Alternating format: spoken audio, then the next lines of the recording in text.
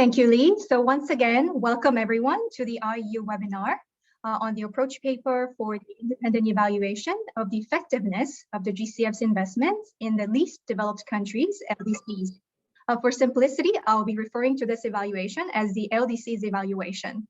My name is Yeonji Kim. I'm an officer at the IEU, and I will be moderating today's event. And also, as a member of the LDCs evaluation team, I will be presenting some key elements of this approach paper together with my colleagues, Dr. Martin Prowse and Mr. Byungsuk Lee.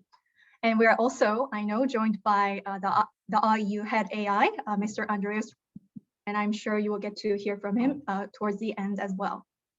So without further ado, let me walk you through some of the background information about this evaluation. Next slide, please. So this evaluation was approved by the GCF board as part of the IEU's 2021 work plan and in decision B27/08.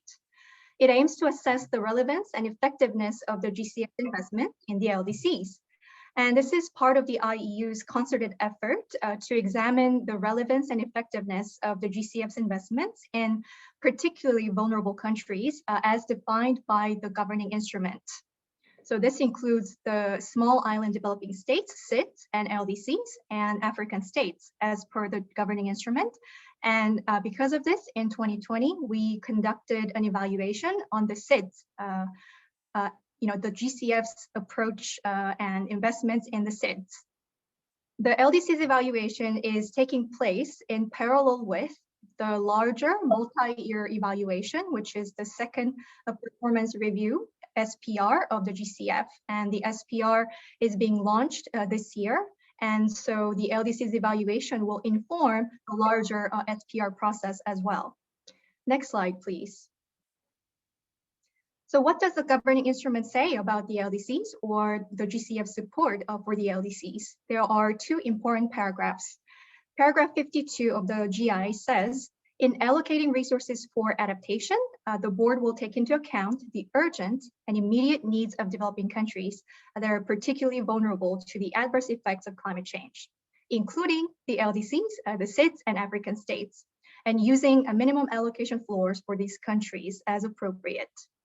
And paragraph 43, this paragraph talks about the private sector facility of the GCF, and it says that the PSF will also support activities to enable private sector involvement in the SIDS and the LDCs. And as you know, the updated strategic plan refers to these two paragraphs from the governing instrument, and they are, so the guiding principles are there within the USP for the programming period of 2020 through 2023. So with that, I now hand over to Dr. Martin Prowse to go over the evaluation questions and data sources for this evaluation. Martin, over to you. Thank you very much, Yeonji, and welcome to all the participants to this webinar. Next slide, please, Lee.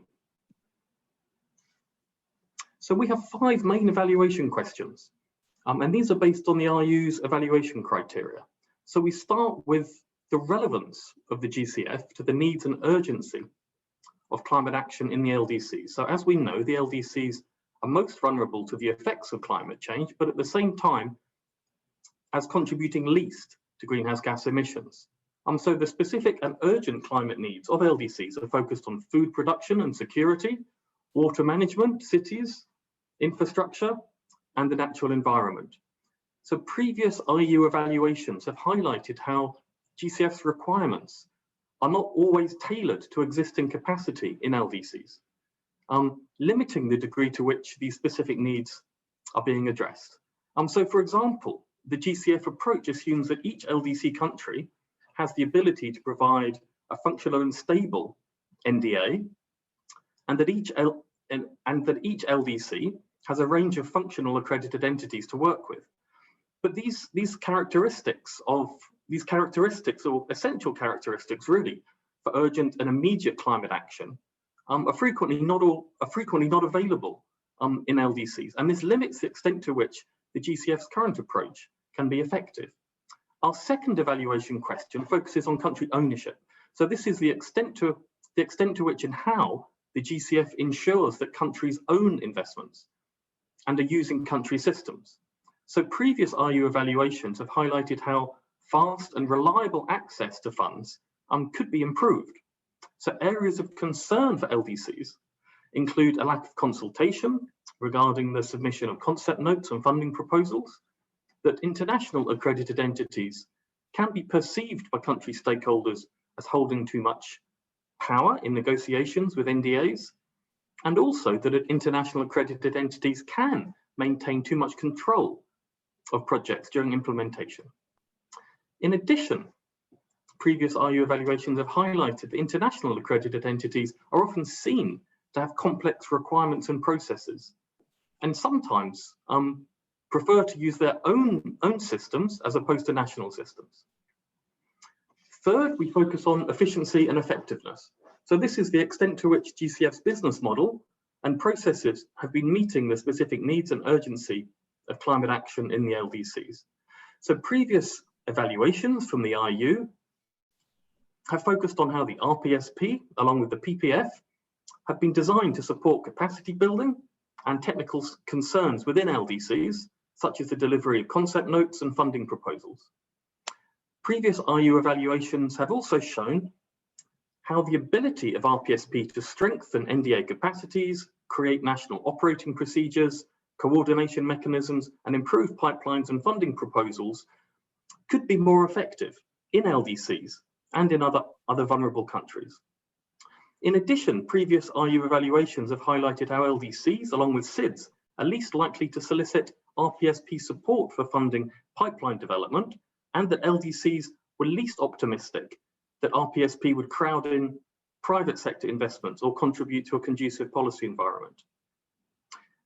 This evaluation will also assess results, impact, and sustainability. So whether GCF support is effective in delivering results and impacts through the implementation of GCF-funded projects and programs to reduce the vulnerability of local communities and their livelihoods. So as of March this year, GCF funding in LDCs was 2.5 billion, with 67 projects, including 42 that were post-FAA. And RPSP support to LDCs comprised 134 grants, with 99 million in commitments, with 44% disbursement. So this evaluation will assess expected results and impact in reducing the vulnerability of local communities and their livelihoods. We then turn to the last main evaluation question, which is coherence, replication, and scalability. So this is the extent to which the GCF's climate finance is complementary and coherent with other climate finance delivery, and whether this is supporting replication and scale. So complementarity is very much a precursor to replication and scaling, and greater GCF interactions with other funds also increase the scale and depth of impacts.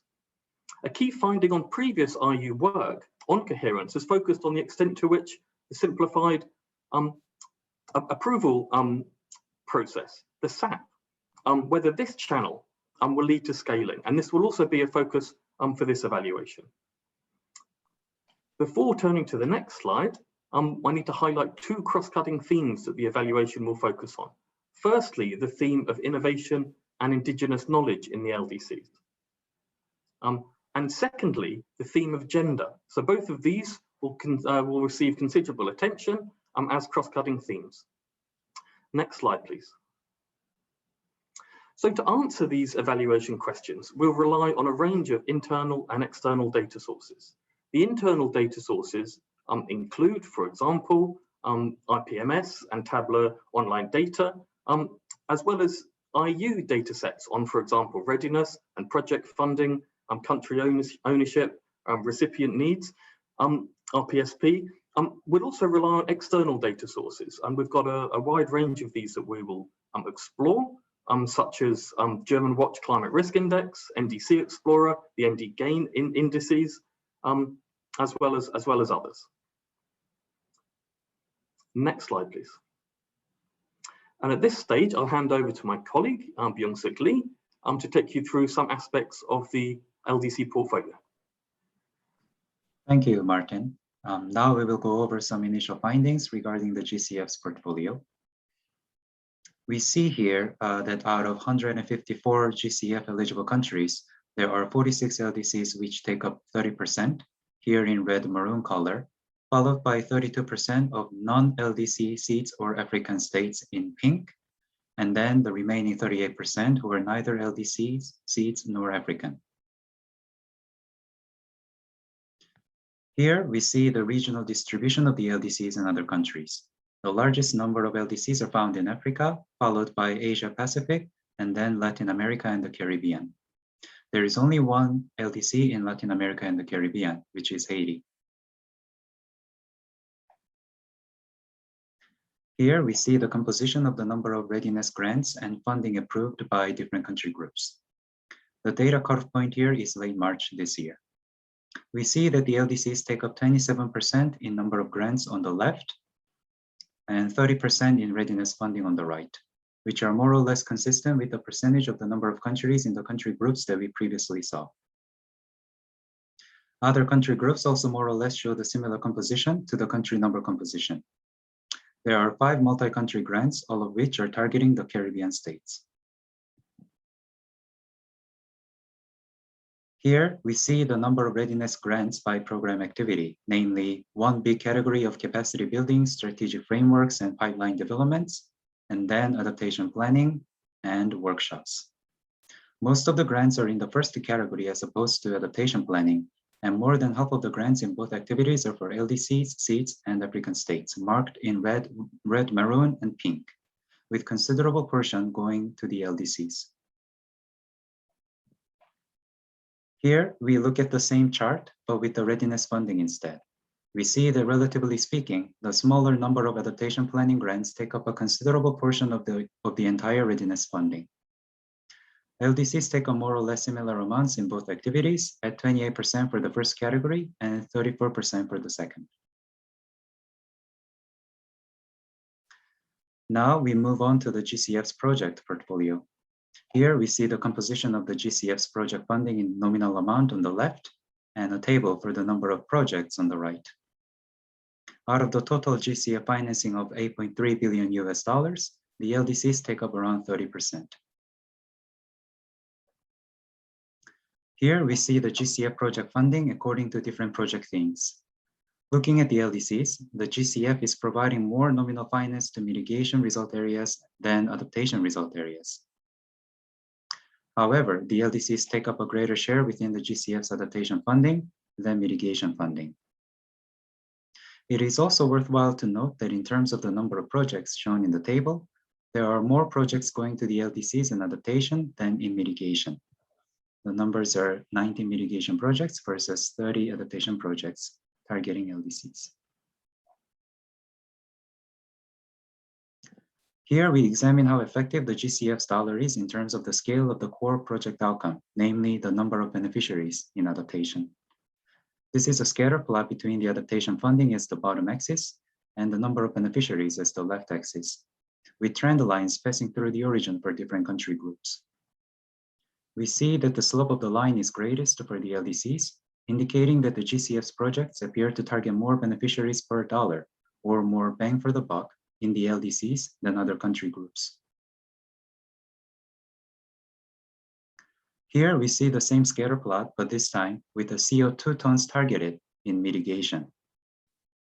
Unlike before, the slope of the trend line is smallest for the LDCs, which indicates that the GCF's projects appear to target less CO2 tons per dollar in LDCs than other country groups.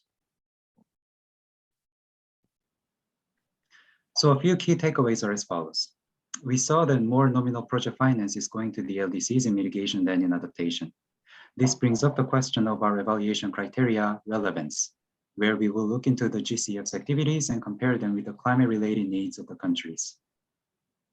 We also saw that in terms of the core indicators, there is more bang for the buck for the LDCs compared to other country groups in adaptation, and the opposite was seen in mitigation.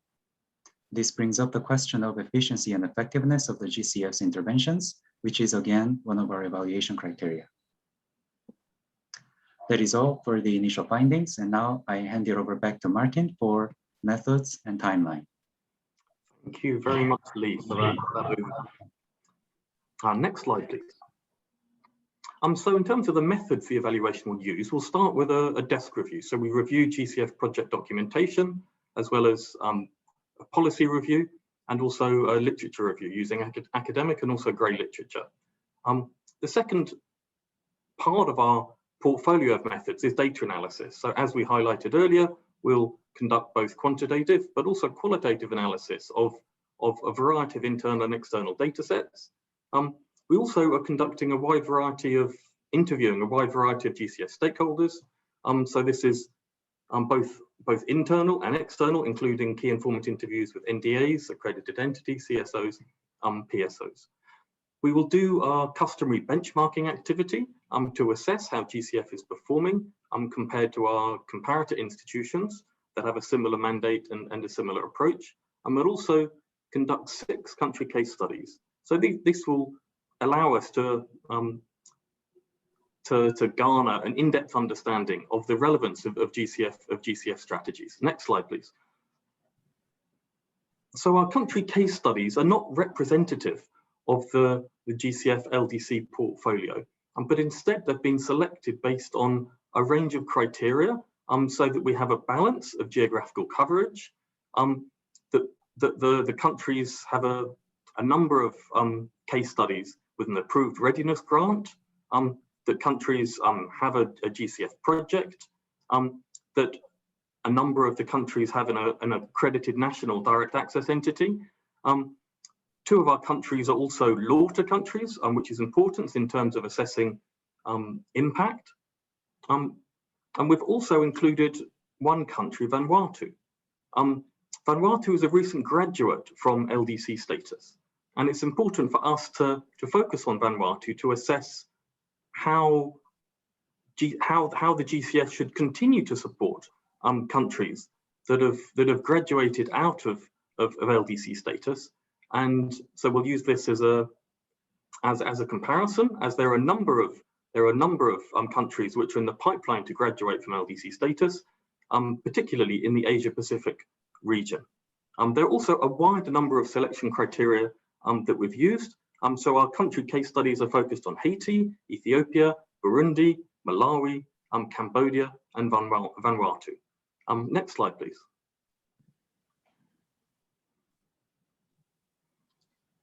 Okay, so I would like to talk about briefly the timeline and key deliverables for this evaluation. So we shared with you the approach paper for written comments and suggestions. And so we hope to get your written comments by 5 May.